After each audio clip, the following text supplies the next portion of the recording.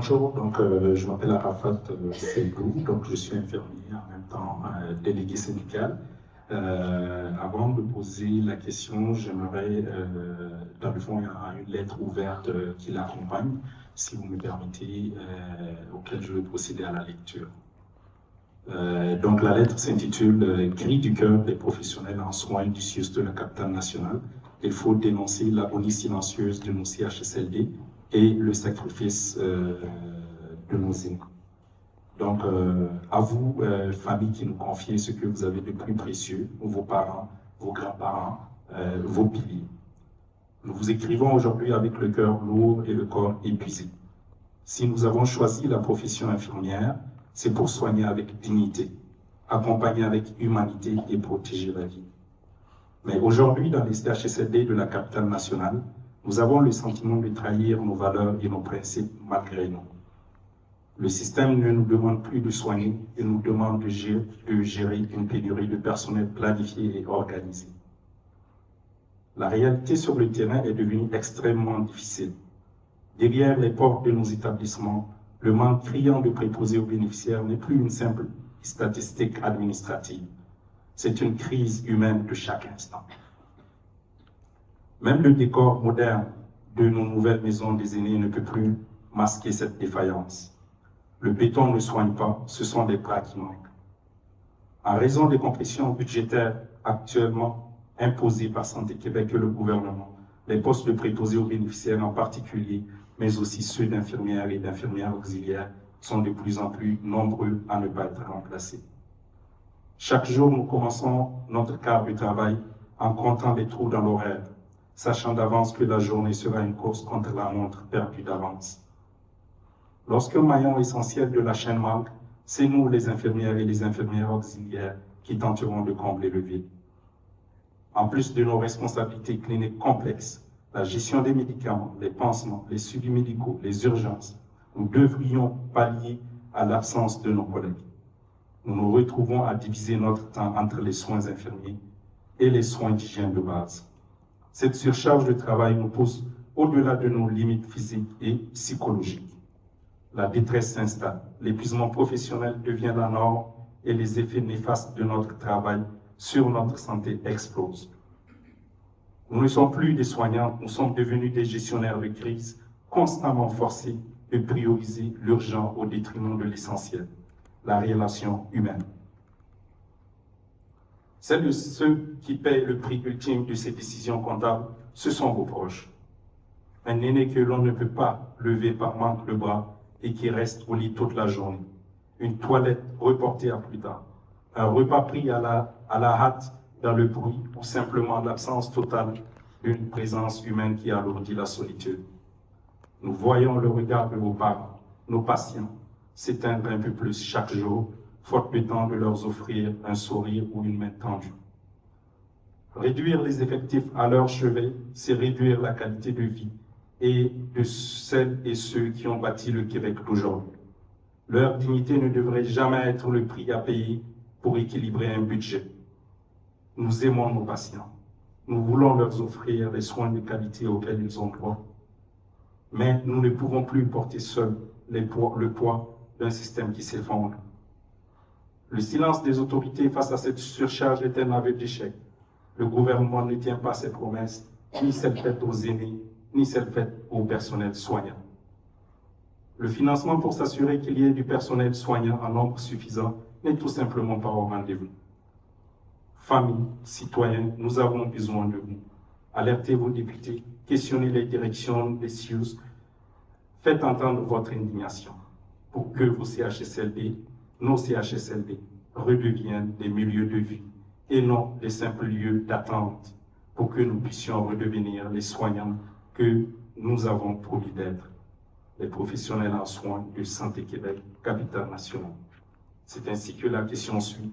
L'article 6.2 de votre code d'éthique et de déontologie vous oblige à agir en tout temps dans l'intérêt de la population desservie, tandis que l'article 1 vous impose de mesurer les conséquences de chacune de vos options de gestion.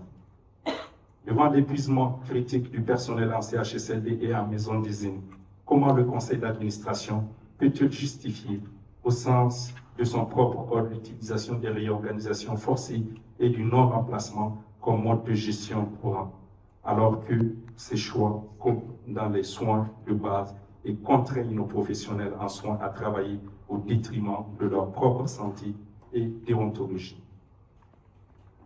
Donc, la campagne actuelle est accompagnée d'un t-shirt que nous portons aujourd'hui. Si vous nous permettez, Monsieur le PDG, on voudrait vous offrir un exemplaire de ce t-shirt pour que vous entendiez le message porté par les professionnels en soins de la capitale nationale. Merci. Il n'y a pas de problème, vous pouvez me l'apporter, ça me fait plaisir.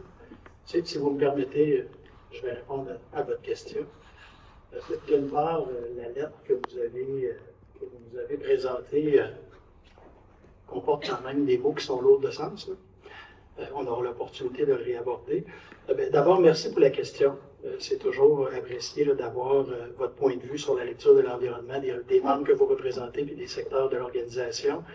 Je tiendrai quand même d'entrée de jeu à préciser que toutes nos décisions organisationnelles sont faites en conformité au Code d'éthique et de déontologie de l'Organisation de Santé Québec, et toujours en ayant comme priorité la qualité et la continuité et la sécurité des soins et des services qui sont rendus à nos résidents, particulièrement parce que vous faites référence au centre d'hébergement.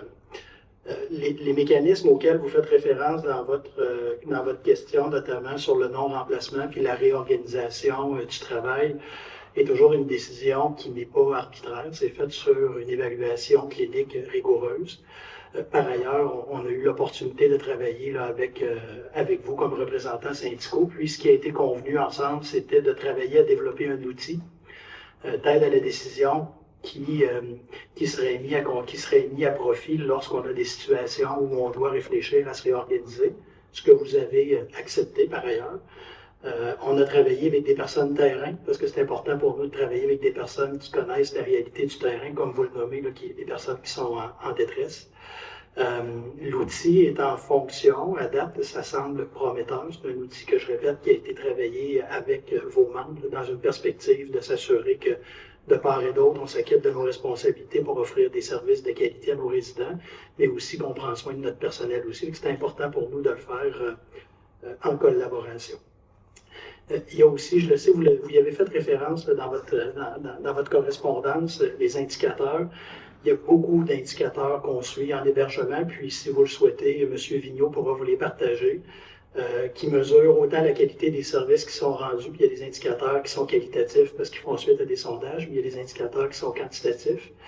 Puis il y a des indicateurs également qui nous permettent de mesurer la composante ressources humaines. L'ensemble des indicateurs qu'on a à ce moment-ci sont stables ou sinon sont en amélioration. Donc, ça nous fera plaisir là, de vous les partager. Ceci étant dit, je ne veux pas minimiser quand même ce qui est vécu sur le terrain. Là, je le sais que le contexte de pénurie de main-d'œuvre est difficile pour tout le monde, mais soyez assurés que les gestionnaires, lorsqu'ils prennent des décisions, les prennent sur des données, sur une évaluation clinique, sur l'acuité. C'est pas juste de regarder le nombre de résidents, mais il faut regarder la complexité de la clientèle qu'on dessert aussi. Toutefois, je comprends que quand on arrive à se réorganiser pour s'assurer de la continuité des services, ça demande quand même de la souplesse au niveau des personnes, au niveau des équipes, puis je suis tout à fait conscient là, de ce que ça peut générer comme sentiment. En contrepartie, on est quand même assez présent, c'est une des attentes, c'est une des valeurs de l'organisation de gérer en proximité, puis nos gestionnaires le font, pas juste sur le corps de travail du lundi au vendredi de jour, ils le font de soir et de nuit. Depuis le mois de janvier, on a eu 160 visites dans les centres d'hébergement pour les coordonnateurs d'activité. Et contrairement à ce que vous nous dites, c'est qu'il n'y a pas personne qui nous a partagé des préoccupations quant aux enjeux de réorganisation ou de non-remplacement. Je ne dis pas qu'il n'y en a pas là. Je le sais que ça se fait. En contrepartie, on aimerait ça que ça nous soit partagé pour qu'on puisse travailler. Puis c'est toujours la même chose que je répète quand on a de l'intersyndical, entre autres, où Mme Lajoie participe. Quand vous avez des éléments très spécifiques à des secteurs, portez-les à notre attention, mais en ciblant les situations et les secteurs spécifiques. Puis ça va nous faire plaisir de se les adresser.